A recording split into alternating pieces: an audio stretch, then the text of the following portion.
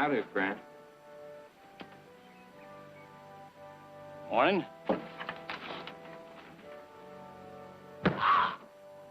Oh.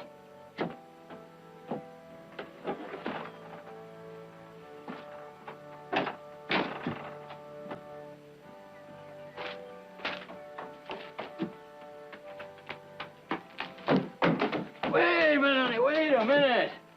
Yeah. Dropped your Bible. You better hurry along now. You're gonna be late for church. Thank you.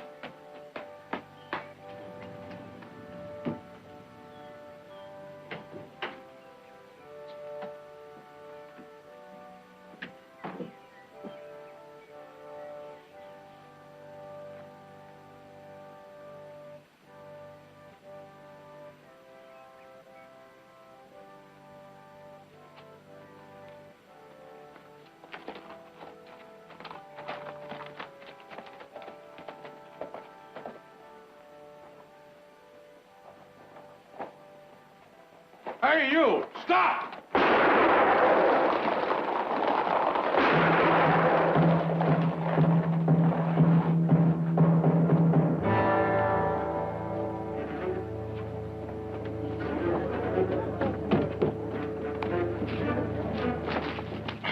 Get a doctor. Lloyd Strider.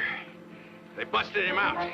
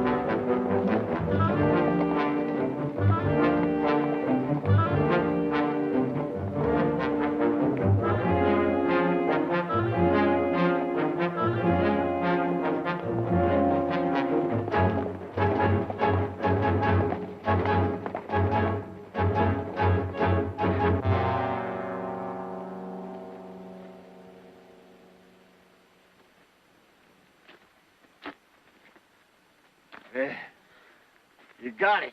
Told you we would. Have any trouble? He's just busting you out of jail.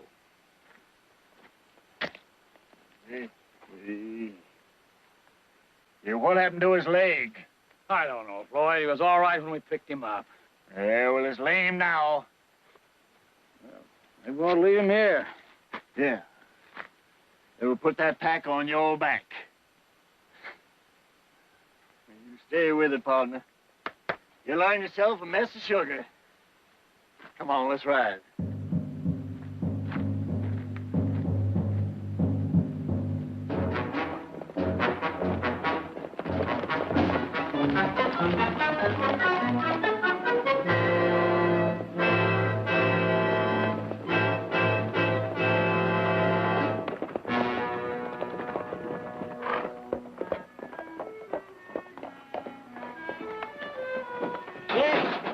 Didn't expect you boys this fast. You must have rid with furs under your blankets. Well, I hope you got some fresh horses. Ours are finished. A few hours of daylight left. We'll have to be saddled up and out of here as soon as we can. Say, that was some excitement you folks had over in Stockton. Them Striders busting their brother Floyd out of jail in broad daylight. About those horses. Too bad about the sheriff and the deputy, though. Well, now, mister, we sure would like to jaw with you, but we got to get moving. Moving? Yeah. Oh, you got plenty of time. You're supposed to wait right here. I got this telegraph just a few minutes ago from the sheriff in Stockton. You know who's coming to lead your posse? Seth Campbell, that's who. Seth Campbell? I bet you never thought you'd see the day you'd be riding with him now, did you? I saw him in Carson City, over 20 years ago. Him just a-walking down the street kept those tin horns in the straight and narrow. Wait till I tell my boy. He reads about Seth Campbell in them dime novels. Well, I remember him when I was, about that high. Heath, we're in luck. If we wait another hour or two, it'll be dark. We'll be stuck here till morning. We've been ordered to wait. Just a couple of minutes ago, you were ready to saddle up and ride out. Well, now, that was before I heard that Seth Campbell was joining us. Now, we may lose a day, but he'll make up for it and then some. We may lose a lot more.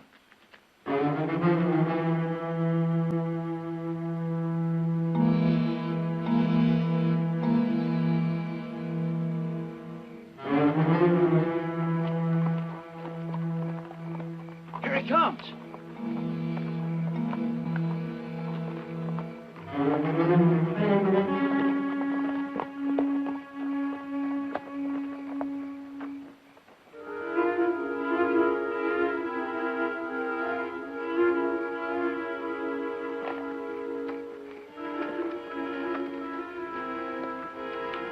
I'm Seth Campbell. Yes, Marshal. I'm Link Haynes, station manager, and I just want to say, well, I'm awful proud. Pleasure, Mr. Haynes. This is my son, Seth Jr. He came along to learn the trade. Oh, it's mighty fine. I'll take your horses. These men here, they're your posse. Thank you. Good evening, gentlemen. Evening, sir. This is my son, Seth Jr. Howdy. Hi, Seth. No, it's been a long time since I led a posse. Pencil pushers in Washington have had me transporting federal prisoners lately. As a matter of fact, I was on my way by train to pick up Floyd Strider when his brothers beat me to it. Mighty nice to have you with us, Marshal. Well, it's a pleasure to be... Say, don't I know you? Nick Barkley. Not Victoria Barkley's boy. That's right, sir. Well, it's been a long time since I saw you on the ranch years ago. You weren't more than yay high. How's your mother? Fine, sir, fine. Fine's the word. Victoria Barkley's a fine woman. Let me introduce you to Posse. This is Jack Wilson. Mr. Wilson? Marshal. Mike Owens. Mr. Owen. My pleasure. Jess Curry. Curry? Hello, Marshal. And back here's my brother, Heath. Well, it's always a pleasure to meet a Barkley. Well, let's get down to business, gentlemen. You'll raise your right hands, I'll swear you in as deputies.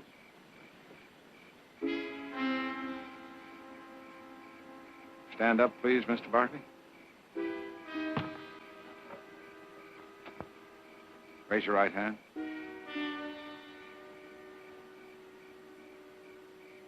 Do you all solemnly swear to defend the Constitution of the United States and California against all enemies, foreign and domestic, to the best of your ability, so help you God?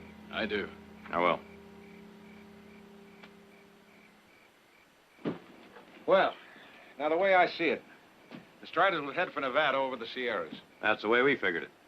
Now, from the look of their tracks, they've got an extra animal with them, probably a pack horse. They've also got a lame horse, so they'll be looking for a fresh one. Well, now, they wouldn't dare show themselves in town, so they'll probably steal one from one of the outlying ranches. Exactly. That's why I wired to every ranch within a day's ride of here to be on the lookout for them. Now, that lame horse is going to slow them down, so if we don't give them any rest, we can make up valuable ground. Marshal, you figuring on night tracking them? Yes, I do. As soon as those horses get up here. Quarter moon's all we got. Just right for an ambush. Well, I reckon a quarter moon is all I'll need, but thank you for the advice, Mr. Barkley. I'll be on the lookout for an ambush. Striders will be moving at night, and so will we. Here's your horse, Marshal. No paint horse for me, Mr. Haynes. He's a mighty fine animal, Marshal. Well, I'm sure it is, but take it back and give me another animal, will you, please? Marshal, I'll be glad to change with you. No, thank you, Mr. Curry. I don't want a paint horse along at all. Never had but bad luck with them. You know, there's two things to remember about this job, gentlemen. It's skill and luck. Never underestimate either one of them.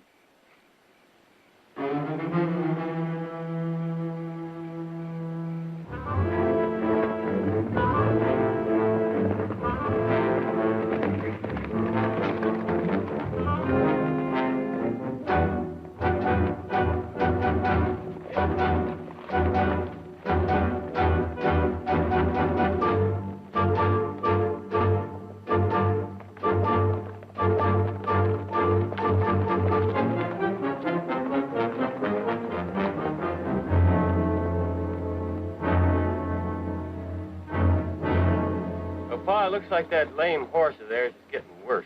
That's good reading them, boy. Dismount, men. Rest the horse for a minute. Seth. Here. Loosen your cinches. Let them breathe. Don't water them. They get the collar. Fill your canteens if you want. Well, we've been making pretty good time. No ambush yet. Well, you called it, Marshal. No paint horse. Maybe we've been lucky so far. I know it sounds crazy, but that's the way I feel. Hey, I don't remember seeing you at the Barkley Ranch when I was there years ago. I wasn't there as a boy. Oh? I grew up in Strawberry. Yeah. But you know, I feel that I've met you someplace before. Is that possible? 5 years ago, I rode with you up in Placer County. Why, sure. Sure. Yeah, that was Johnny Rote and his gang.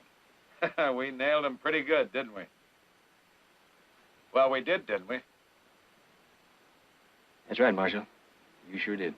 No, we did. We're going to do it again, son, if we all stick together. Right? Maybe.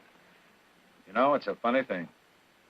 People all over this country have put their faith in me from time to time, and the way I read it, you've got no faith in me at all. None at all.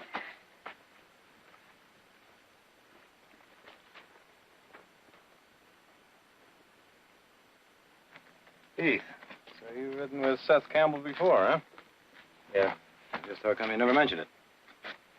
I was working on a farm up in Placer County about 5 years ago. Campbell comes riding in with a posse after the road game. I guess I couldn't wait to be the first in line to join up, ride with the great Seth Campbell. So? All right, let's ride. Guess we better be going. I loosened your cinch.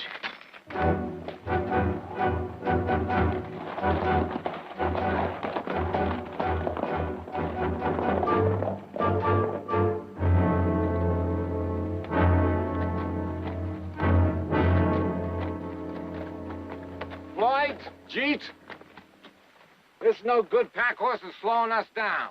He's right, Floyd. The horse is hatched. All right, quit your beefing. Stop here and rest him a while.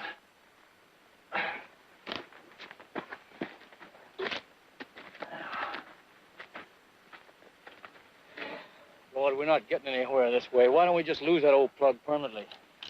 Listen, that horse is carrying something worth slowing down for. You better see nothing happens to him either. It'll be your hide. It'll be my hide. Lloyd, at least you forget, me and Luke, we quit the Army just to come out here and break you out of jail. Now, you joined me just like that buck sergeant did. You know, we'd have been better off to stay there on the post. We ate regular, and we got paid, and we didn't have to run around. Why don't you go right on back there, then? Now, Lloyd, you know I can't do that. After sticking a knife in that sergeant, if I ever got near that post... All right! And I don't want to hear no more about how good you had it in the Army. The only reason you joined up anyway because the law in 3 states was out looking for you. Well, anyway, what about that horse's leg? What are we going to do? Well, we're going to try for the nearest ranch, and we're going to get ourselves some new animals. If that leg gives out first, well, we'll think of something else. Come on, let's get moving.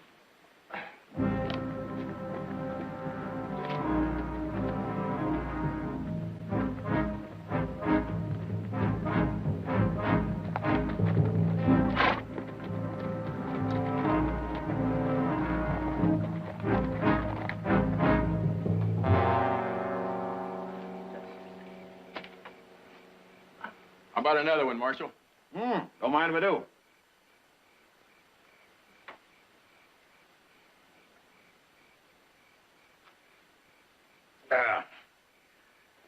There, boy.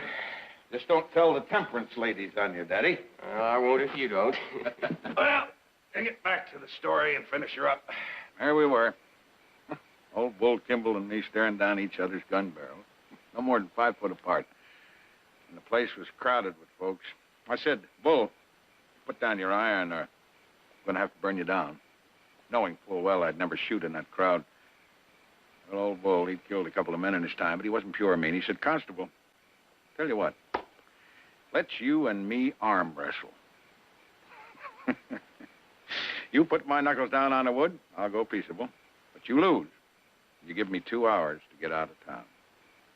Well, I wasn't much older than young Seth Jr. here. Weighed about 15 pounds less, but I was a cocky young buck in them days. Well, what happened, Marshal? Well, Bull got his 2 hours, but I had him in custody in 3. I can tell you, I practiced my arm wrestling after that. You know, it's a great sport. Hey, gentlemen. What about it? Any takers? No, thank you. Gentlemen, come on now. Mr. Curry, huh? All right, I'll have a go at it. All right, sir. Heath, how about you moving?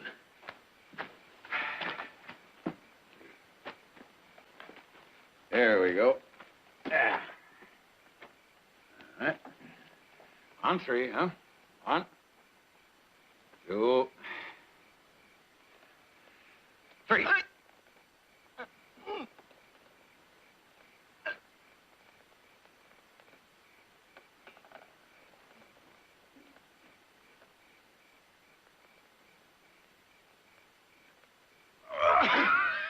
Mr. Curry.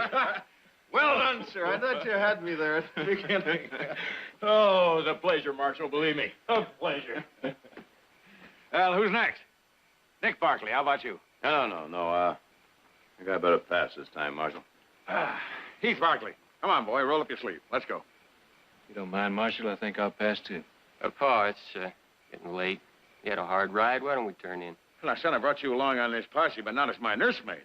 Come on, boy. Let's go. No thanks, Marshal.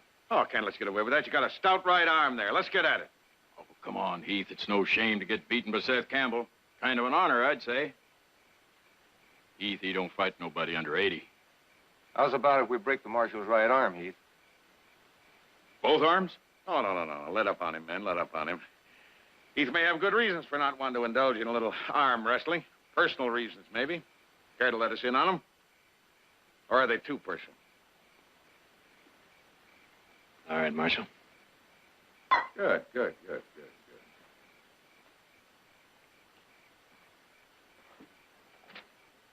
Oh, on 3.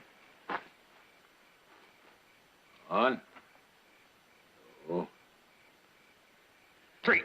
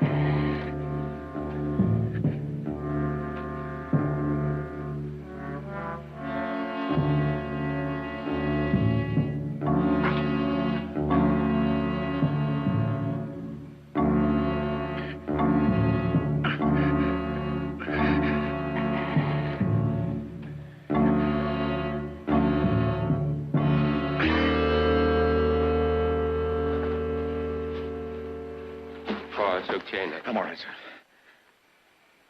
Well, I don't know about the rest of you fellas, but time for another round. Marshal? No, put the bottle away. Want your men to get some sleep. Seth, you stand guard. We'll be riding in 2 hours. The Marshal's a mighty proud man. He ain't used to losing. You had to take him down a notch, didn't you? I hope you're satisfied.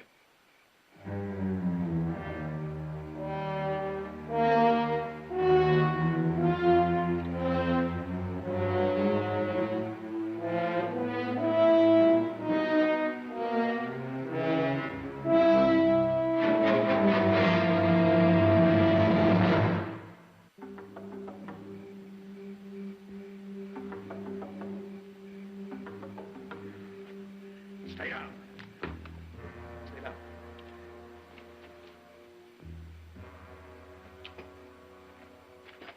Stay down. Stay down. It's a trap. Now we're gonna rush him. Stay down.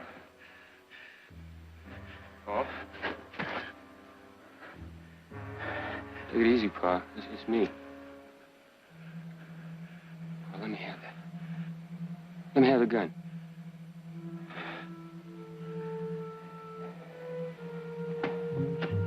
Oh, boy.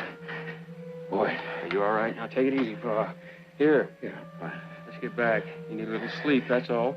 Fine. Uh-huh. I'm fine. Okay, let's go. Come on. I'm fine. We heard something out here. What's going on? It's all right. It's okay. Pa had a touch of pneumonia here a few weeks back. He was pretty sick. And those drinks he had tonight, they didn't help him much. But he'll be all right. He'll be just fine when he gets a little sleep. Huh, Pa?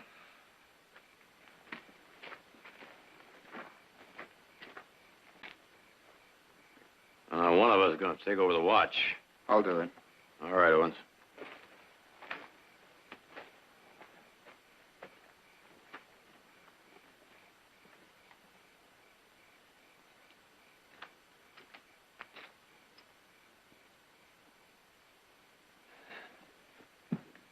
Pa, you know, maybe you shouldn't have come on this posse. But the doc said you needed more rest. Son, I had to come on this posse. I don't know how many more posses I got left. I wanted you to come with me to give you the feel of things while I still had the chance. I know that, but you got to take care of your There are health. only two things in this world that mean anything to me, boy. You and the way I do my job. Now, that's all I've got to leave you. What I know about being a lawman. Look, you've given me enough already, Pa. I just hope I can do as good as you. You're going to be better than me. I know that.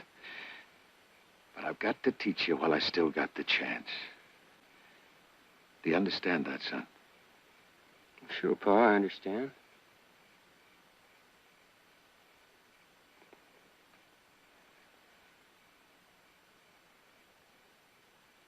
Turned out to be quite a trip, isn't it? Yep. Well, I don't know. I guess maybe I'm better off here than I would be in town. Well, that Jack Purdy talked me into squiring his cousin to the social tonight.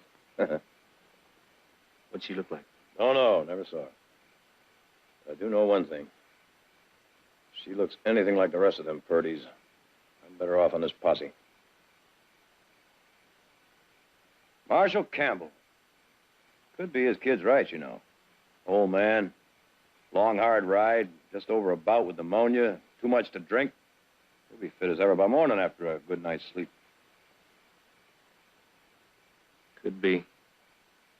You don't think so, huh? I don't think so. Heath, what is wrong with you? You've been dropping hints all along and running away from them. That posse in Placerville. I never was really quite sure in my own mind what happened there. So I never said anything. You were after the road gang.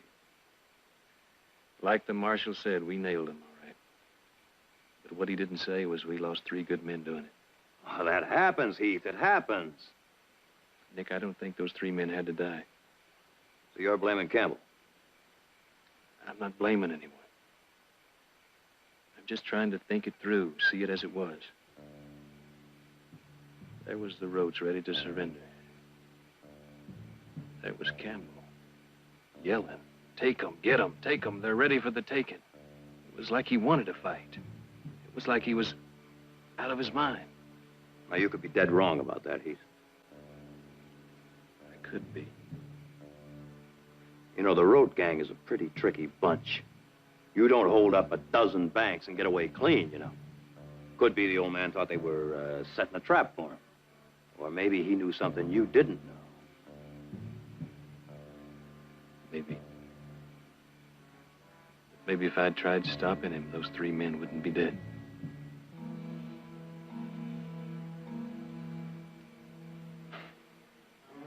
Get some sleep.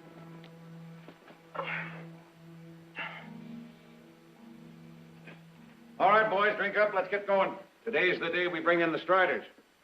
Feeling better this morning, Marshal? All right, let's get going before that trail gets cold. Oh, Wilson, I took a look at your horse. You better check his left rear shoe. Seemed loose to me. Oh, and put that fire on. Well, he looks to be in pretty good control of things. Yep, looks to be.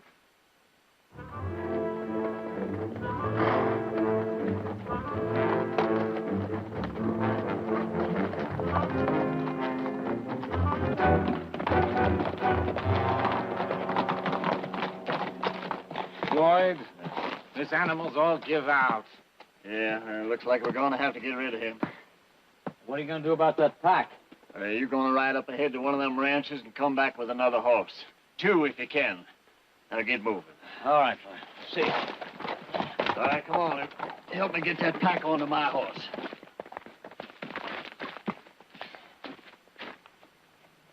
I'd be nice and careful now.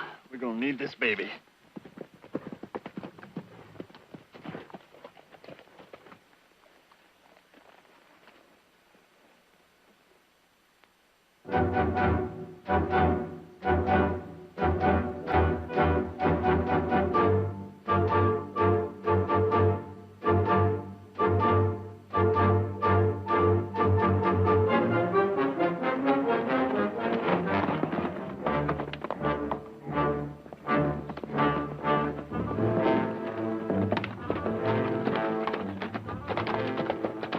Boy, there's a bunch of riders coming up from behind us. I seen them from the top of the ridge. I don't know how many of them there are. They're too far away. Yeah, that'll be the posse coming out of Stockton. But we better get out of here. Turn that animal loose, Luke. Let me up behind you, Jeep. All right.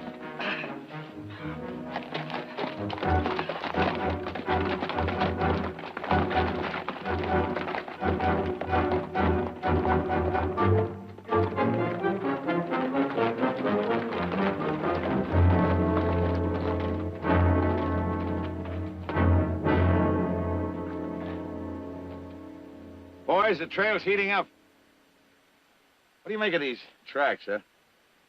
Well, there's only 3 horses now, Pa. You telling me they split up?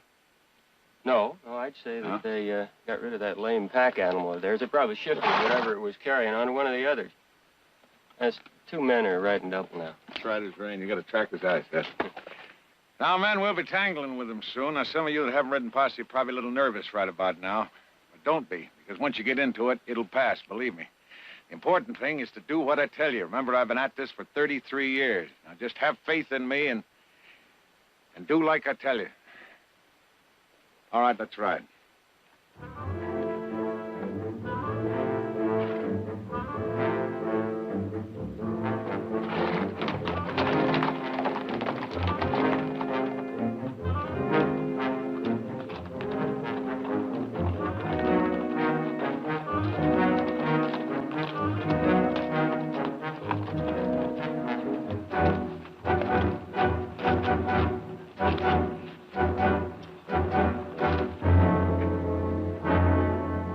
Looks like the end of the trail is a ghost town. You sure put them in our laps, Marshal. You're gonna be mighty surprised. I don't know about that. I don't like those 3 horses out there, just like nobody had a care in the world. We'll dismount. We'll go up on foot.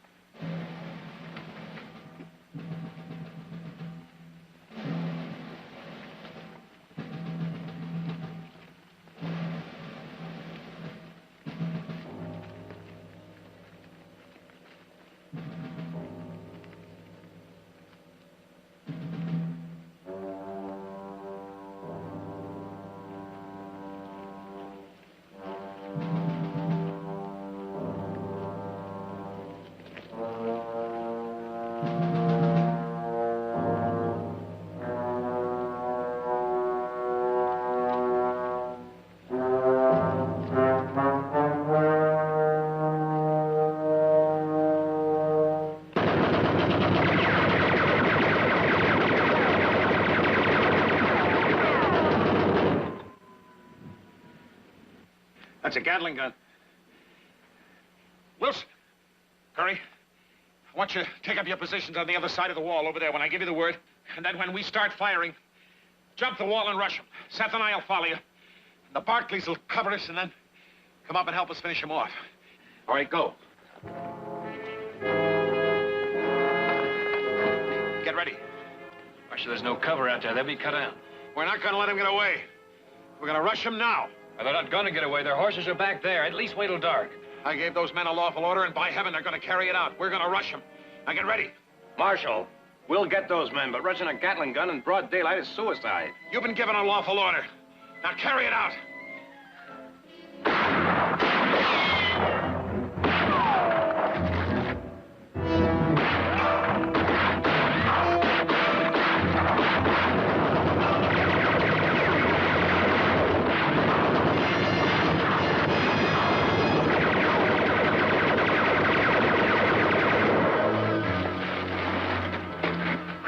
chance. You can't move out of there. kept going. Marshal, you saw what happened. Maybe he's right, Pa.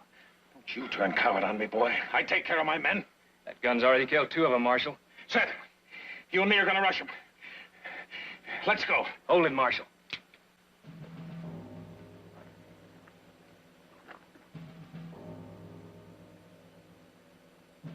You know what you're doing, don't you?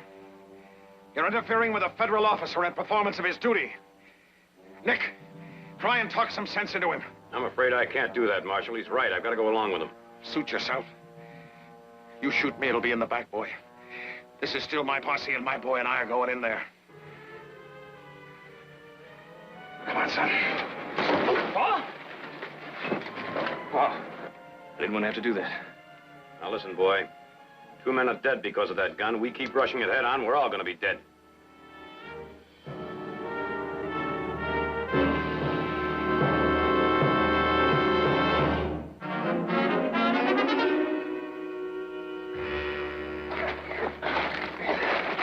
We're gonna need some help. Jess, get down the other end of this wall. Give him something to worry about. Seth. Seth, let's get down to Swanson's ranch. It's about 10 miles down the road. Let's go in Swanson to give us some help. What about my pa? Now, wait a minute. Nobody's going anywhere. This is still my posse. Oh, you take it easy. I'm going for help. Nobody's going anywhere. Stay here. I'm going. No, you're not, son. Give me a son. Come here. Back. It's not your posse anymore, Marshal. Boy. Look here. Yeah. Looks like they're going for help. Yeah, we better clean out what's left of them fast. Now, when I start firing, you bust out, see if you can flank them. Now move, I'll cover you. All right. You want me out of here? All right. I'll ride out of here. It's your posse now. And may God help you both.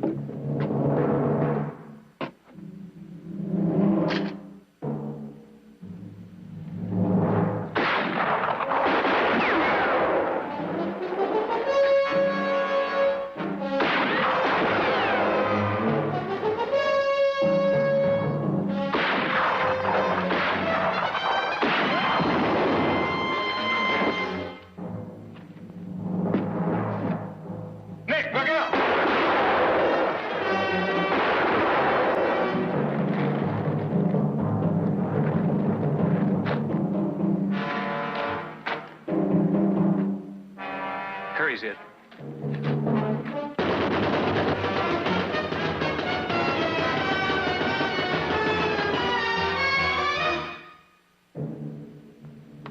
Is it bad? I don't know.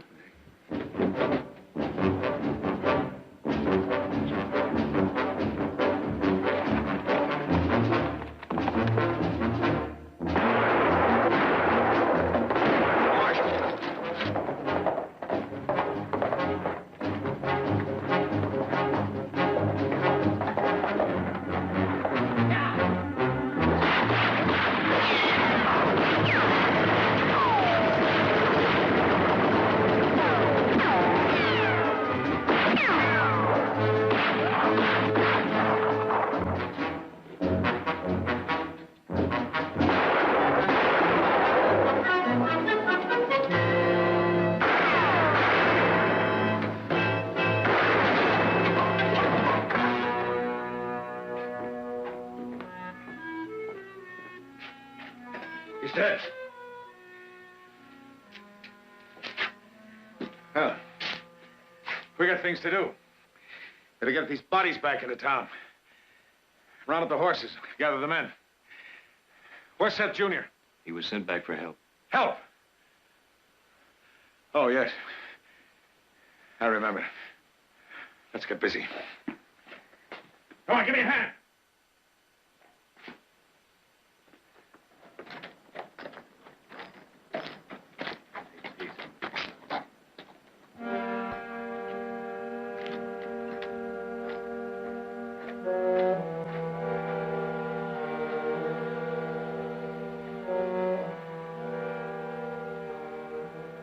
Your son is dead, Marshal.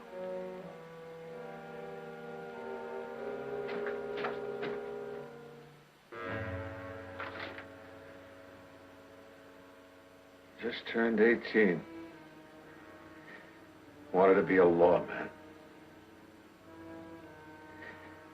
Was so happy being with me.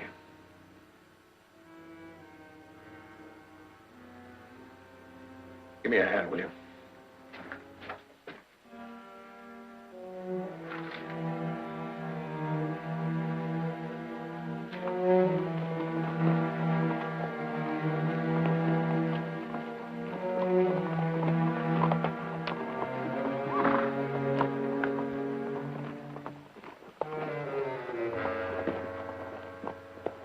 All the Striders are dead. Wilson, Owens, and my son. I'll tell you what happened as soon as you get this man to a doctor. He's hurt badly.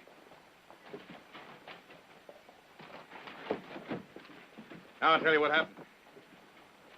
This man, Heath Barkley, aided and abetted by his brother here, disobeyed my orders, attacked me physically, and took over the posse. Heath Barkley, Nick? Yes, and I'm preferring charges against both of them for preventing me from doing my duty. Marshal, you know what happened up there. Furthermore, my son's death was due directly to their act. I want you to arrest these men, Sheriff. Charge is murder.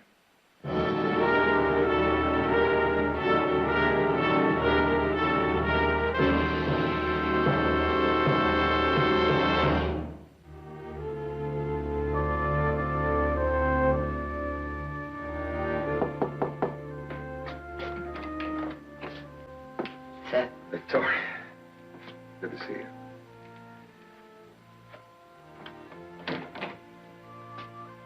Won't you sit down?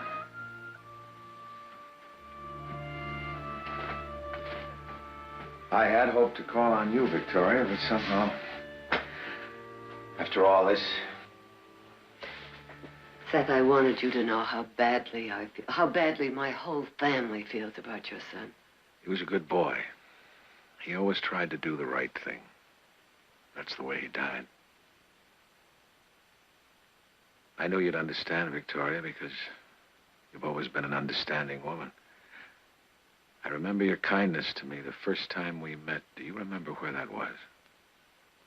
Emily Fletcher's party. I was a big, clumsy youngster. So shy I didn't dare look at a girl, and then you came over and you put me at my ease. Before the evening was over, you taught me how to dance. You came here to talk about your sons, didn't you? Seth, I want you to drop these charges against my boys. I can't do that. But you've got them up for murder. They're not murderers. What they did amounted to murder. They did what they thought was their duty. Their duty. Interfering with the proper authority. Attacking an officer trying to do his job. Was that their duty?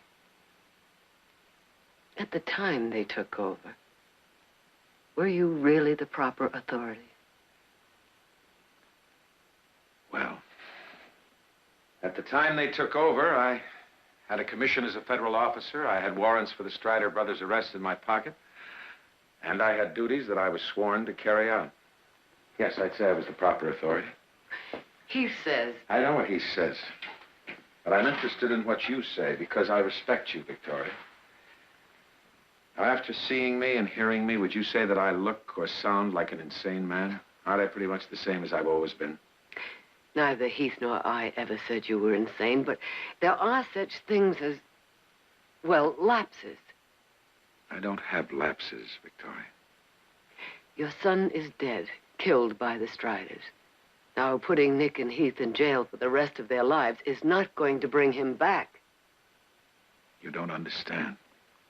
All my life I tried to uphold the law, and that's what I'm trying to do now. And the fact that you and I have known each other for many years cannot alter that. My son Jared is going to be defending his brothers. Now, he'll do that in every way he can, even if it means destroying you. I beg you, Seth, I beg you, drop these charges right now. Otherwise, it will wreck all our lives. I can't do that, Victoria. See, you don't seem to understand. It isn't only your sons who are on trial here. In a way, I am too, because if they're right and I'm wrong, then I'm a crazy old man who's not fit to be a marshal. And if I can't be that, I might as well be dead. There's another witness, Curry. Now, he'll testify that... Jess Curry died of his wounds this morning. I hope you understand how I feel about this case, Jared. I've always had the greatest regard for you and your family, you know that. But I've got to prosecute to the limit. That's my job. And I can tell you, it's not going to be an easy one for you. I know that, Dave. This business about Campbell being unbalanced. I've spent a good amount of time with him the last few days. There's nothing wrong with that man. Him go to pieces in a fight? It's hard to believe. Well, I intend to prove that that's exactly what happened. Oh? Well, then you're ready for court on Friday. As a matter of fact, I've got a favor I want to ask of you. Just a minute. You're going to ask me to agree to a postponement. I'm afraid that's impossible. No postponement.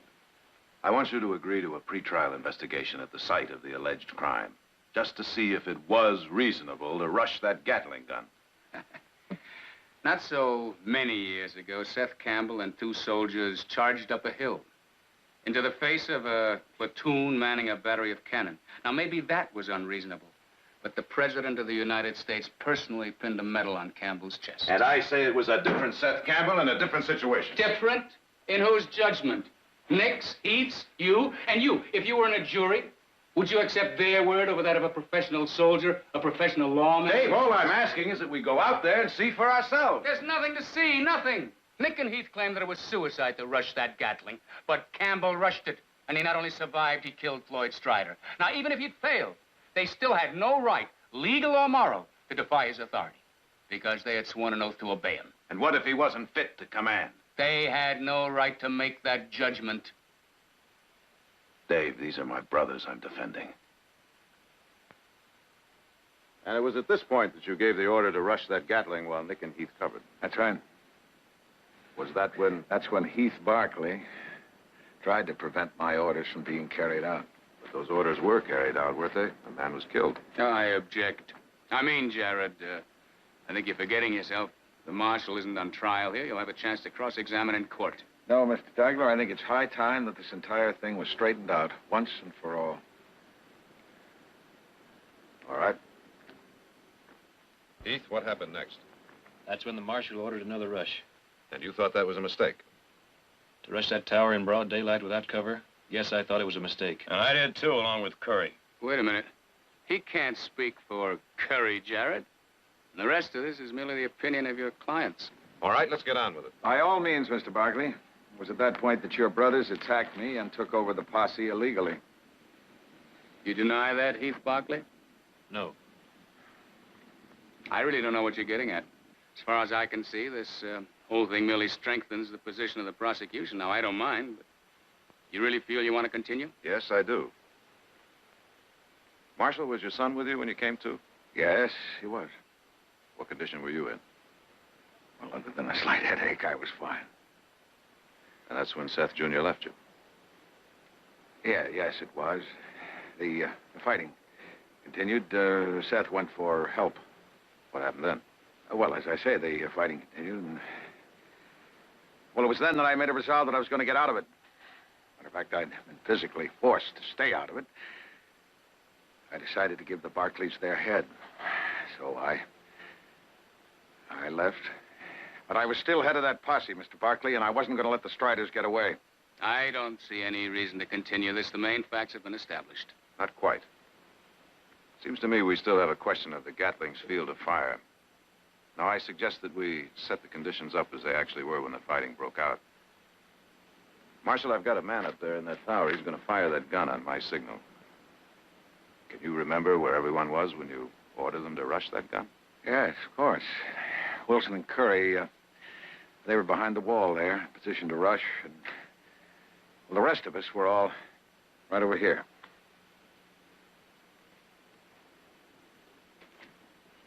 Are you sure we're safe from the bullets here? Oh, yes, we're safe here.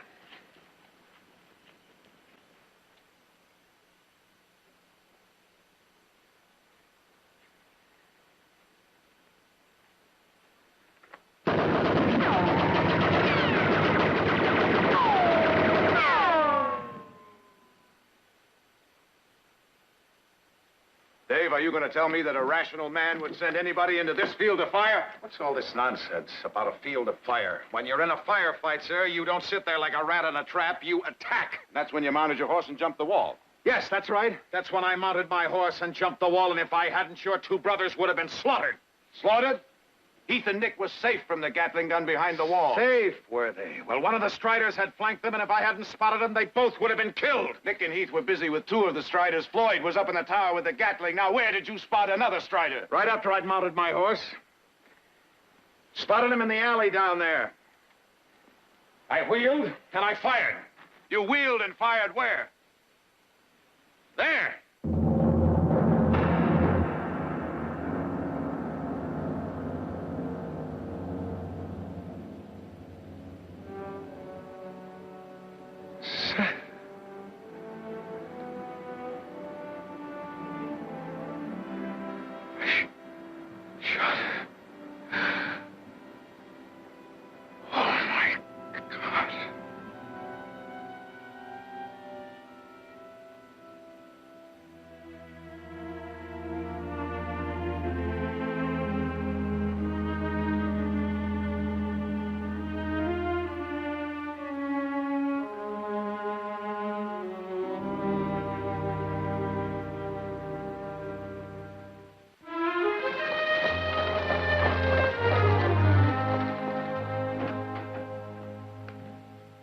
No, Mother.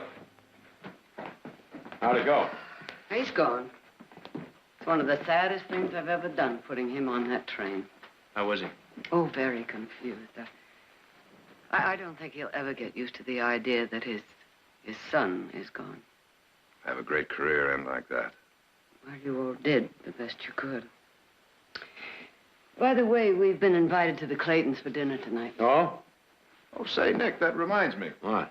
Sarah Purdy's going to be there tonight. Oh, well, now, that's mighty fine. Just too bad I'm too tired to do much of anything. Oh? Well. Well, she probably wouldn't have any time for you anyway. You're just a little bit late. Why? Well, since you missed that last social, she's just about had her pick of admirers. You're not talking about the cousin of Jack Purdy. Mm-hmm. Oh. Big green eyes, one of the prettiest girls I've ever seen. You know, I haven't seen the Claytons for a long time. I think I'll go along. Do tell. That's too bad about you being tired, Nick. Yeah, we'll be sure to give him your regrets.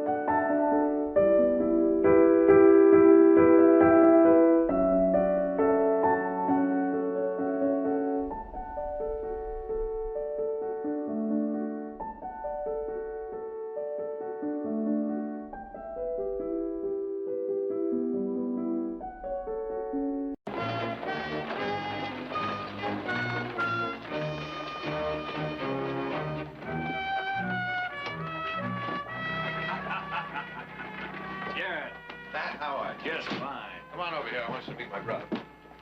Heath, this is Nat Springer. Pleasure to know you, Heath. Say, you look marvelous. And you look prosperous. Well, I got 100 suit of clothes, a 40-room mansion in San Francisco, but I am still the hungry kid that you knew in law school. Can't get over how well you look. Backwoods law must agree with you. Well, now, I wouldn't exactly call Stockton backwoods. Yes, I know. I hear you've been doing pretty well yourself, as a matter of fact. Cattle, horses, gold mines, and a couple of 1,000 acres of timber I would be happy to take off your hands if you will accept my client's generous offer. Now, Nat, that's what surprises me. What? Well, a famous lawyer like you involved in something so mundane as land purchase? Do I detect a note of envy in that statement? No, just surprise. Gentlemen, I'll tell you a little secret. Only a fool gets so famous that he turns down an honest dollar. Tomorrow at the hotel, I'll buy you some lunch. You two go ahead. I wouldn't want to get in the way of an old college reunion. Well, all right, but don't you get lost. I want you to witness some signatures later.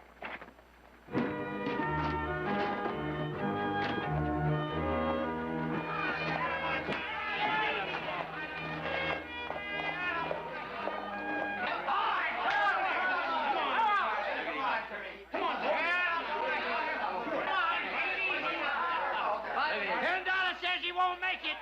20 says he will. Watch it now. Come on! Charlie, get down from there. 3 bottles, Charlie. I'll make it 3, yeah?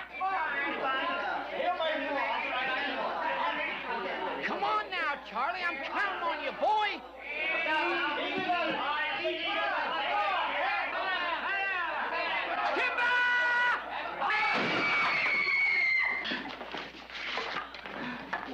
What do you think, Doc? Well, I think you owe me $20. I mean him. Mr. Barkley, I'm only a dentist, but if you want my unprofessional opinion, I'd say he's still among the living. He got what he deserved. Came in here begging for booze. Oh, careful now, Gus. You're desecrating a sacred cow. Old Charlie Whitehorse here is an honest-to-goodness war hero. That's enough, Parker. Don't get yourself all riled up, Heath. Gus here's an old friend, 2nd Georgia Volunteers.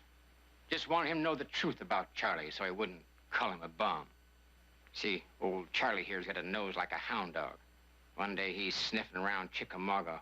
What do you suppose he smelled? Booze? No, sir. He smelled an ambush. Saved his whole regiment, including Mr. Heath Barkley here, who's been licking his boots ever since. You hurt this man again, I'll kill you.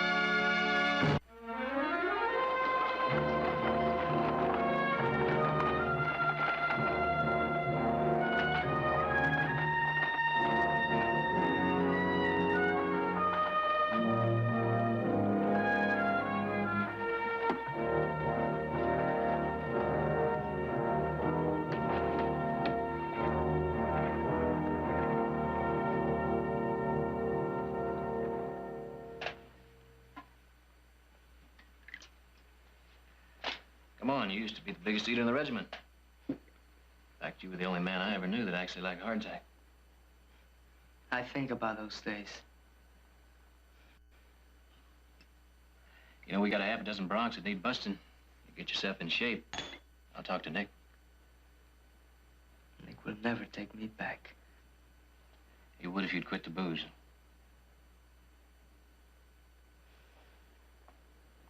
Well, it's a lot easier than falling off balconies, isn't it? I don't know. Charlie, I'll help you. Take you to our lion shack, dry you out. Whip you like a father if you even mention whiskey. I never knew my father. I asked about him once, and my mother said he died in a saloon. Runs in the blood? Is that what you're trying to say? Listen, I saw you refuse whiskey while the doctor was cutting steel out of your body in 4 different places. You never even tasted the stuff until this town tried to make you a hero. Charlie the Conquering Hero. I never wanted it. You mean you couldn't handle it? I just wanted to be left alone. You let all the backslappers and handshakers turn you into a drunk. Let them turn you into the town bum, and that suited you just fine, didn't it? Charlie, all you got to do is say yes. I'll make sure you've got that job. You can start just as clean as the day you were born. Tomorrow morning, you'll be at the ranch. At 6 o'clock sharp.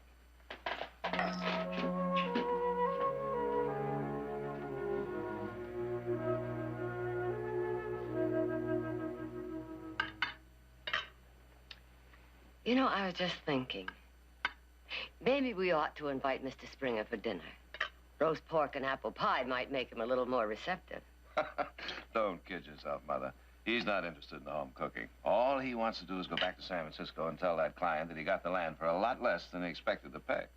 You're not going to give in to him, are you? Oh, we'll shout at each other for a little while and both agree on the price we knew it was going to be all the time. That sounds like a lot of foolishness to me. Yeah, that's the way it's done. Aren't you going to eat your breakfast? What time is it? It's about 8 o'clock.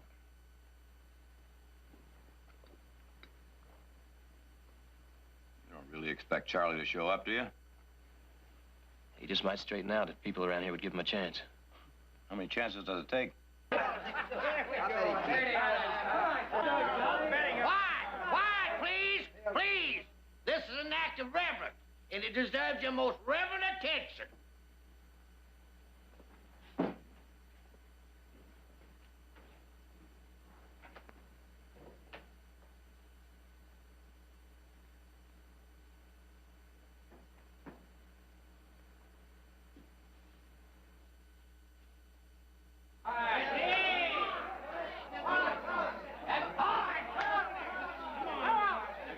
Charlie, don't! Don't!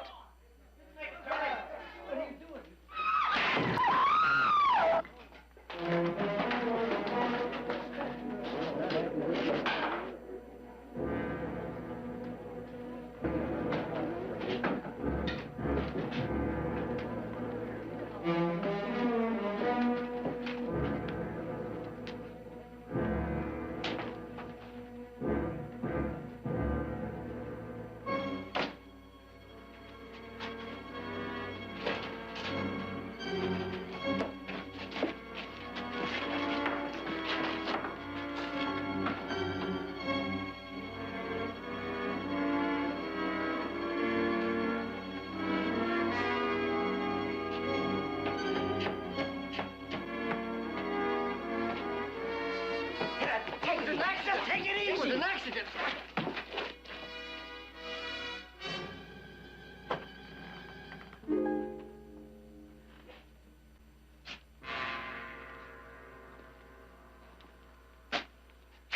You shouldn't have come in here, boy.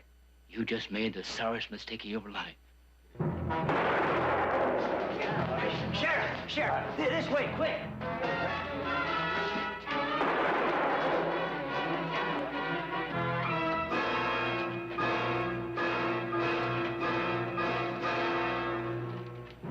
Murder. Plain murder. I'll handle this. You're going back.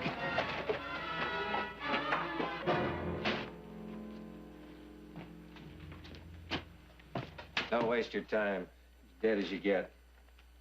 And if Doc Tully had hit him with an axe handle, I'd be dead as Parker here. How about it, Doc? It's true, I saw it. Heath Barkley shot Parker down like a dog.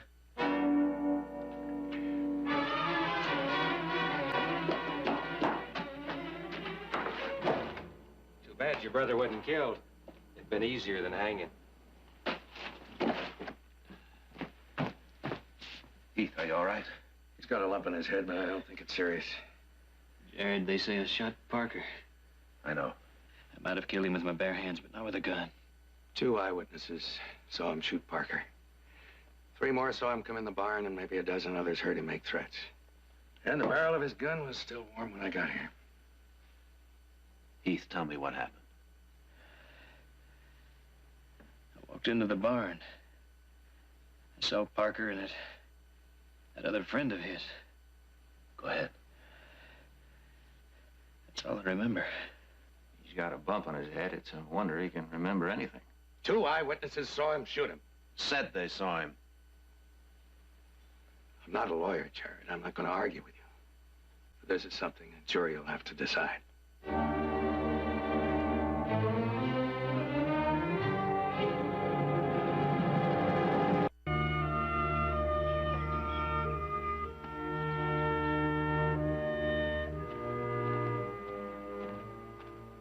Saves 100 lives. When he dies, 3 people. Private Charlie Whitehorse. Killed in action by a barroom dandy and a second-rate traveling dentist.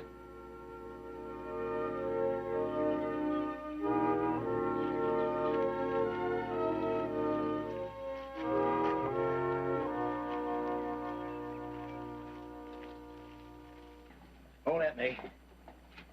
Yes, sir. Don't you worry at all. Now you take a big swig out of that. Big one.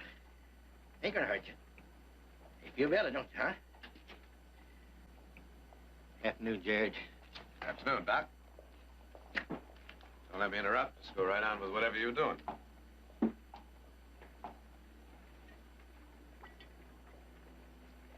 Anything particular you wanted? No. Just taking a walk, Doc. I think a lot better when I walk.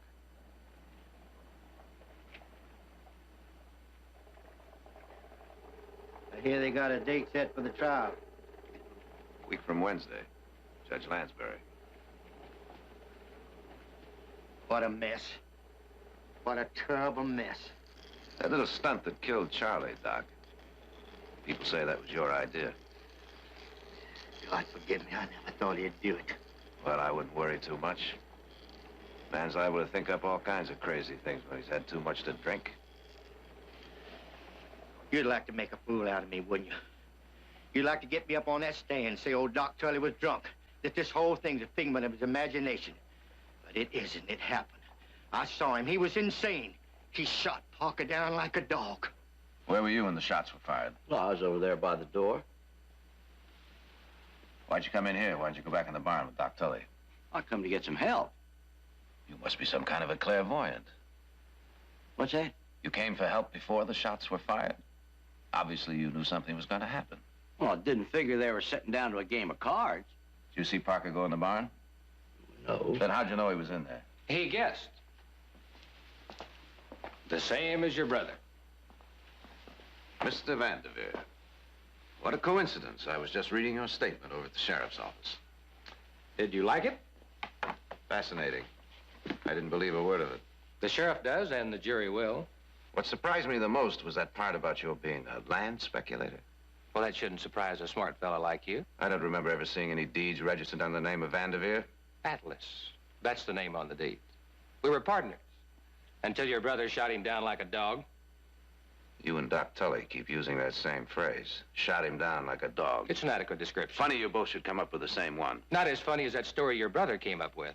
I'll bet he'll swear he doesn't remember a thing. Right up to the day they hang him.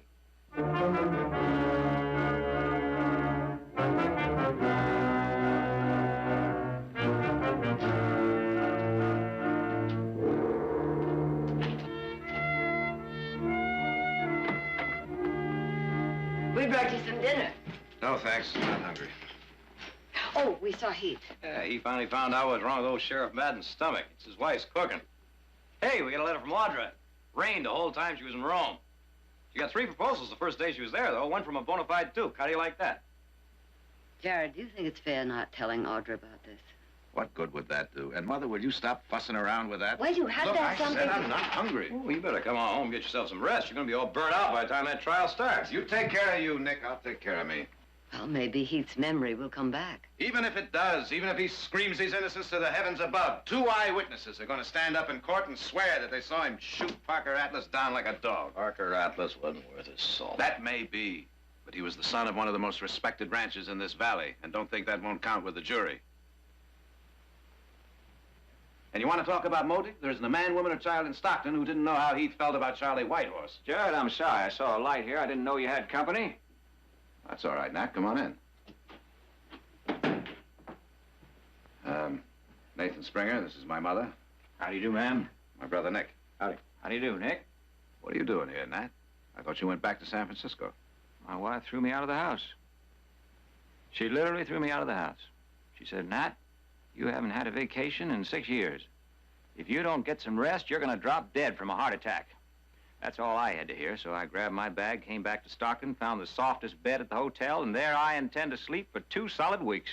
Well, I hope you come out of hibernation long enough to have dinner with us. It would be a pleasure, ma'am. Oh, by the way, Jared, I've got some news for you. The news out of San Francisco is Danny Manis is going to prosecute your brother. Who? He wants to be governor, ma'am. You get to be governor by prosecuting cases that give you publicity. Is he any good? Well, let's put it this way, Nick. He hasn't lost a case in 5 years.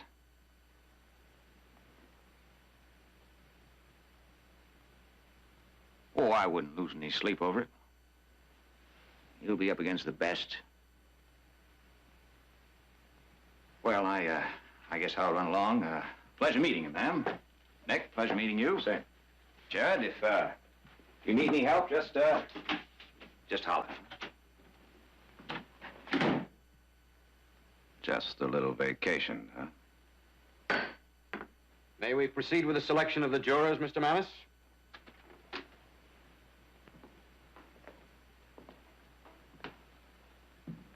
You're Mrs. Bacon, aren't you? Mrs. Florence Bacon. Yes, sir. And now, Mrs. Bacon, are you acquainted with the accused? Well, I know who he is. Have you formed any opinion concerning his character? Well, he always seemed to be a real nice young man. Mrs. Bacon, are you aware that nice young men are capable of savage and lawless acts? They're capable, shall we say, of murdering other nice young men in fits of brutal rage. That's a totally inflammatory remark. It was not a remark, Mr. Barkley. It was a question. Your Honor, I must... If I follow Mr. Manis correctly, I think he wants to know if this lady is capable of rational judgment, which is well within the limits of proper inquiry. This juror is acceptable to the prosecution, Your Honor.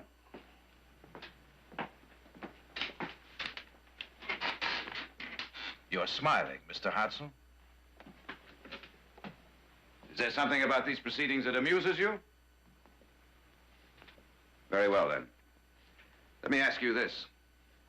One of the prosecution's star witnesses in this case is a known drunk. Objection! Would you be willing to take the word of a drunk in a case that carries the possible penalty of death? What kind of an omniscient being do you think you are? Apparently, he knows what I'm going to do before I do it. Now, wait a minute. Everyone in town knows you're going to use Doc Tully. Silence. Oh, no, wait a minute. Before he was bawling Jared out because he busted in, now he's doing the same thing. Order. Any more of that, and I'll try this case before an empty courtroom. Sit down, sir.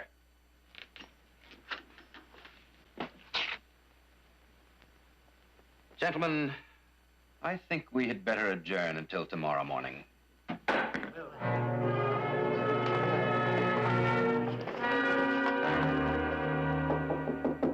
Come in. Oh, Victoria. You wanted to see me? Yes. Please, sit down. Whoever invented these things didn't have summer in mind. I'll wager 10 years from now, judges won't even be wearing them. They're a holdover from the Middle Ages, when people were awed by ceremonial ritual and pomposity and all the rest of it. Victoria, I'm not even going to comment on Nick. But Jared, that's something else. That's something very, very dangerous. I know. A doctor doesn't operate on a member of his family. How can you expect a lawyer to act with any degree of emotional stability when he's defending the life of someone he loves? What would you advise? Get him off the case, Victoria. I don't care how you do it, but do it. Otherwise, Heath doesn't have a chance.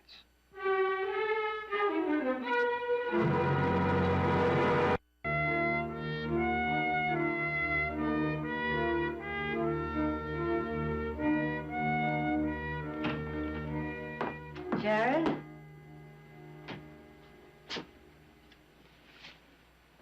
Well, which was it? That famous story about how he took you to your first dance? Or one of his enlightened lectures on the obsolescence of the law? I saw you go into his chambers. Jared, Judge Lansbury sent for me. He's concerned about you. He feels that because of your personal involvement, you could use help. I'm surprised he didn't ask you to have me withdraw from the case. You know, if this weren't so tragic, it'd really be funny. Daniel Manus, that great champion of justice, who'd sell his rotten soul for one line of publicity, comes all the way here to prosecute Heath. The presiding judge tells me I need help, and by sheer coincidence, one of the best lawyers in the state just happens to be registered at the local hotel. Because his wife throws him out of her 40-room mansion and tells me to go take a little holiday. Manus and Springer, those two alley cats. They've been waiting for the last 5 years just for the chance to tear at each other's throats. But if Springer could help us, does it really matter? That's the funny part. It does. There's not a thing I can do about it.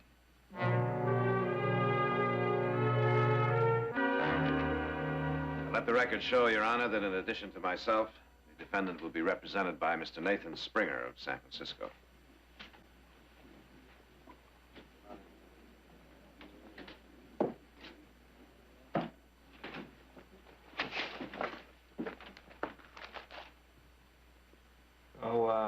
You got nothing to say, huh? Mr. Barkley's questioned me 12 times. I'm tired of being questioned. That's what Manners told you to say, isn't it, Pete? Yeah, I don't have to say nothing until he puts me on a stand. Well, that's true. That's true indeed. Just a darn shame. What is it?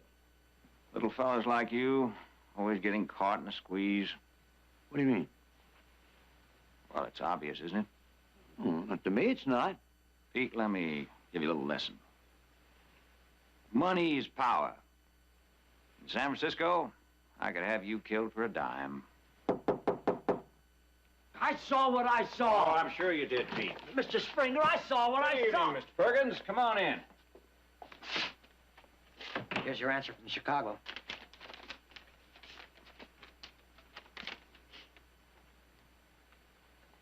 You married, Mr. Perkins? Nope.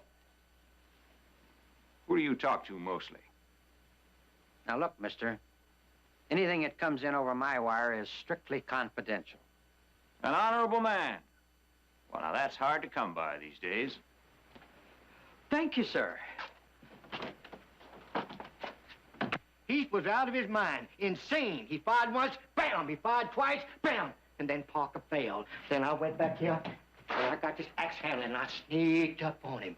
And I got, wham! Right over his back. Doc, yeah, fine. That's very dramatic. Don't play games with me, Doc. I've had you investigated by the best detectives in this country. Now that we, understand each other, I don't suppose that you'll deny that you are married to a woman whose maiden name is Vera Henderson, who lives at 24 Elm Street, Chicago, Illinois.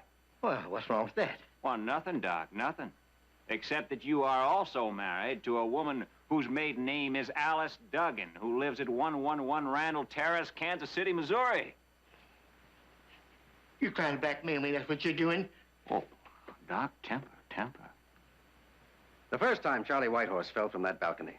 Now tell us what happened immediately afterwards. Oh, everybody gathered round. And did the defendant threaten Parker Atlas? Well, I'm not sure. You're not sure? What do you mean by that? Well, it was noisy in there. I'm just not positive of everything that was said. Well, you were positive when you were questioned by Sheriff Madden. You were positive when you spoke to me less than 2 days ago. No further questions. The witness is excused. Prosecution calls as its next witness, Dr. Arnold Tully.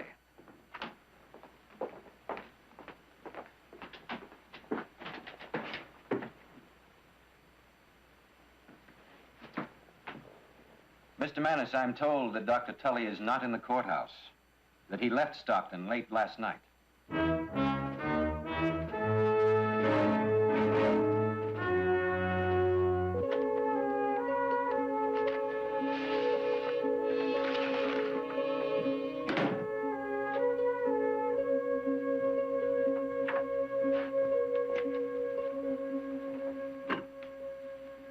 Congratulations, Nat.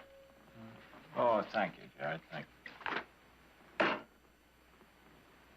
Pretty neat day's work. Tully, McGinn. The old 1-2. Wiped out before they ever hit the witness chair. Well, I always did believe in research.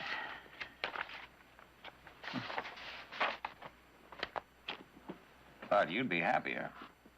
I've never suborned a witness, Nat.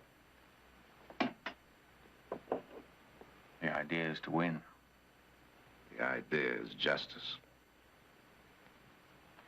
Jared, you asked me to help you on this case. You knew exactly why I came back into this town.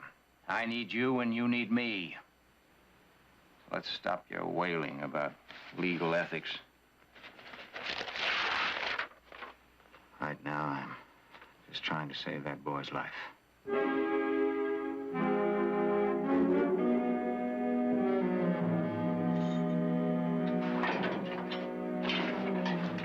Thanks, Joe.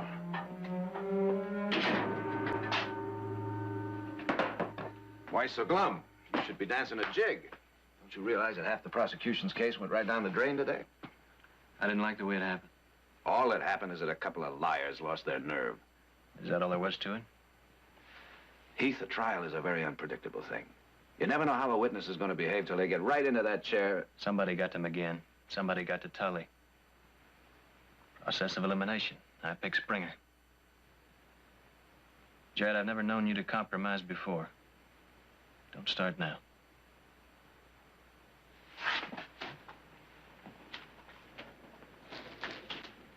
Listen, Heath, I'm no saint. You think I can put a bunch of abstract principles about my own flesh and blood? But if I get my freedom, I want it clean. How do I live the rest of my life, not knowing whether I murdered a man? Never knowing for sure whether I'm innocent or not. I've got to know. Well, then I'll tell you right now, you didn't do it. Jared, stop coddling me.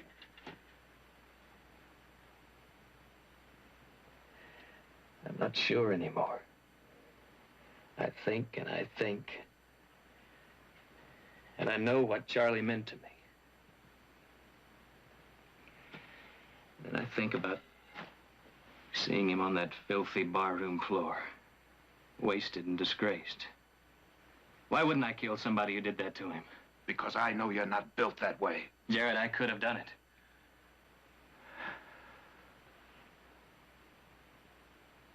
All right, Heath, let's go over it again. Every detail right from the very beginning. You were running down the alley. What happened then? I reached the barn door, and McGinn and Tully tried to stop me. I brushed them aside and rushed into the barn. I heard a noise, and that's when Vandiver and Parker got up from behind some boxes. Wait a minute. What noise? I don't know, just a noise. A noise from where? Think, Heath. From the loft. You heard a noise from the loft?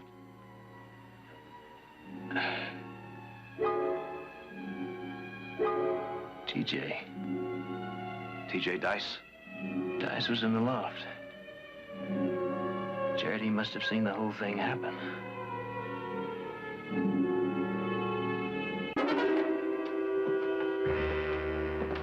State your name, please. Gustavus S. Vandiver. Mr. Vandiver, what is it that you do? What is your occupation? I'm a land speculator.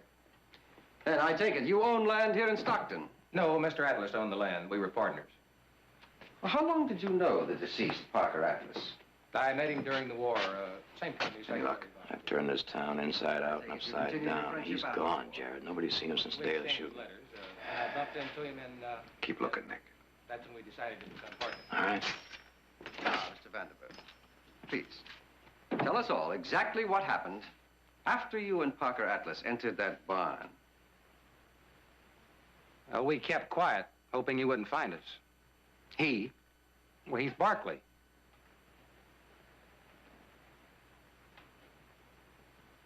Go on. But somehow he knew we were in there. I don't know, maybe he heard the door shut.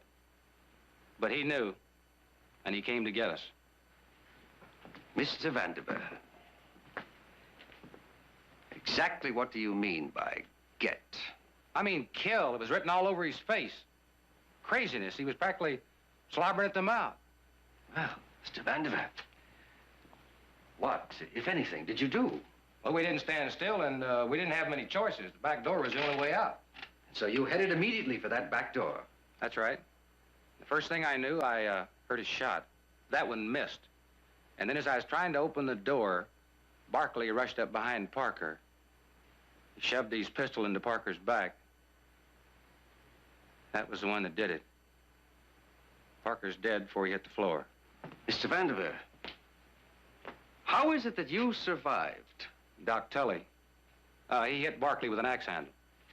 And so, Mr. Vanderbilt, you saw Heath Barkley thrust his gun into the back of Parker Atlas and shoot him down in a fit of wanton rage. Yes, sir. I did.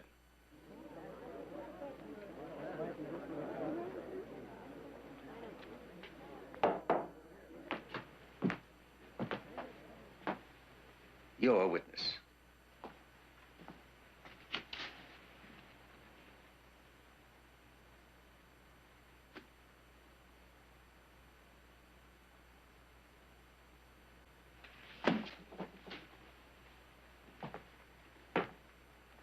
Vanderveer, you say that you were a, how did you say it, a land speculator? That's right.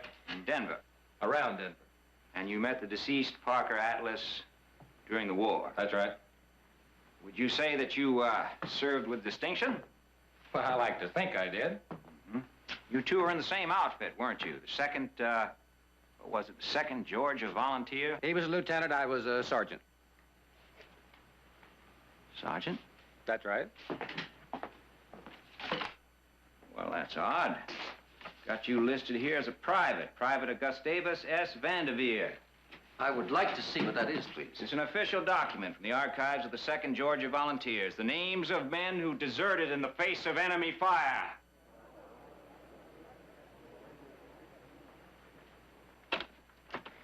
Gentlemen, I have a little present for you. Come on, get in there. Well, well. Hello, TJ. Where'd you find him, Nick? Hagersville, under a rock. You're going to get into a lot of trouble for this. Oh, really? Heath tells me he saw you in that barn, TJ. He's lying. I wasn't even in town. That's not the truth. I'm gonna put you on the stand, TJ, and I can make you talk, believe me. It won't do you no good. Take him home with you, Nick. I'll get a subpoena from Judge Lansbury. Come on, TJ, come on with me. You can help me saw a little firewood. What? Firewood, you can help me saw. No, no, we see, can I get a really few more like things to that. do for you. Yeah. Jared, are you out of your mind? You know what he could do to us? It's what Heath wants. Heath wants what? The truth, no matter what it is. As big a fool as you are. It runs in the family. Change his mind. His life is your responsibility. You didn't get to know him very well, did you?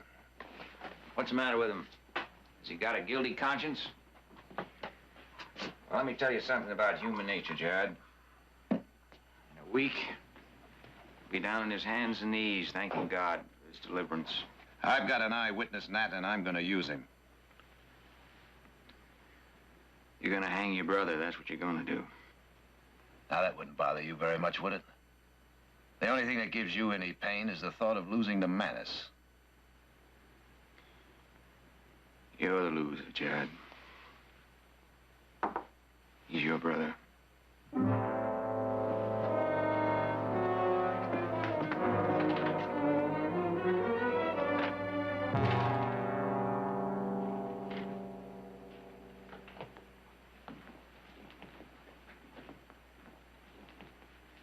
Would you state your full name, please? Thomas James Dice. Where were you last employed, Mr. Dice? Handyman in the saloon. I see. On the night that Parker Atlas was killed, were you in the storage barn behind that saloon? Yes, sir. What were you doing there? Was minding my own business. I didn't ask you that. I was up in the loft, stacking whiskey cases. I see. And while you were in that loft, did anyone else enter that barn? Atlas, Vandiver, and your brother Heath came in.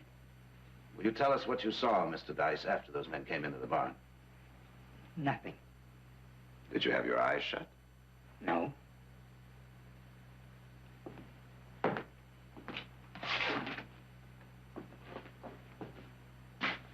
Now, Mr. Dice, this is a scale drawing of that barn. This is the figure of a man with his back against the farthest corner of the loft, a man of your approximate height. This arrow represents his line of sight. Now, you'll notice, with his back against the farthest corner of the loft, he has a perfectly clear view of the floor below. Now, I'll ask you again, Mr. Dice, what happened after those men came in? Please, leave me be. I don't want to get involved.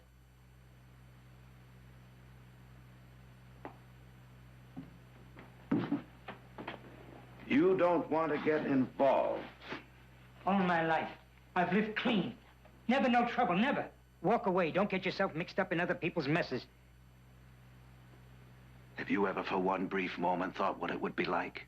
What it really would be like to be in some terrible trouble and desperately need someone's help, only that person wouldn't give that help because he refused to get involved? Don't you think you've cowered from the responsibilities of life long enough, Mr. Dice, because this time you are involved?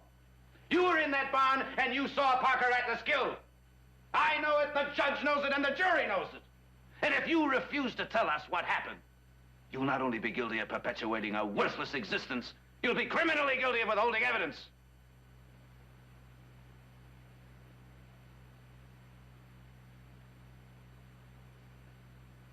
TJ. All I want you to do is simply tell the truth. Nothing will happen to you. Nothing except maybe the beginning of a new life. You were in the loft stacking whiskey cases. 3 men came in. Parker Atlas, Gus Vandiver, and Heath Barkley.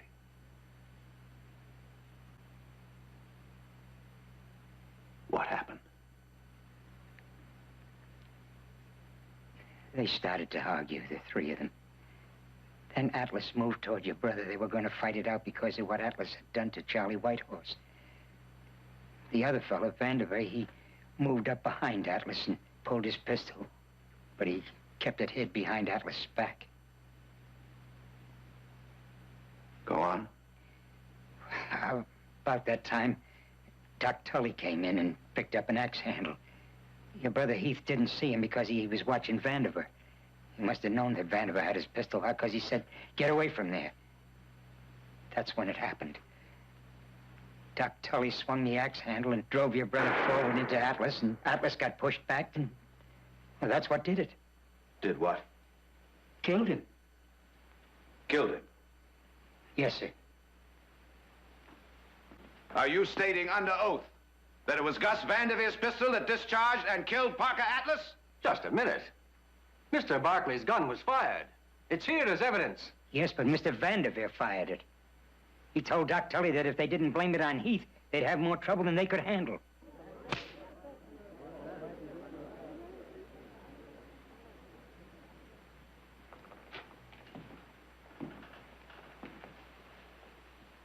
Thank you, Mr. Dice.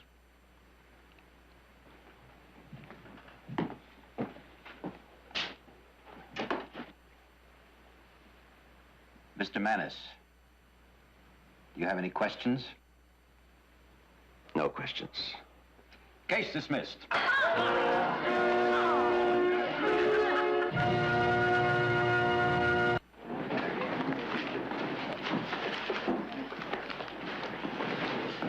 Well, congratulations, Counselor.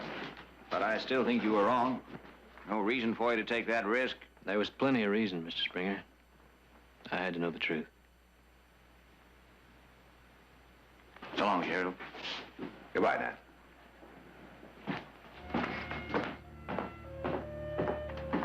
Let's go home. All right.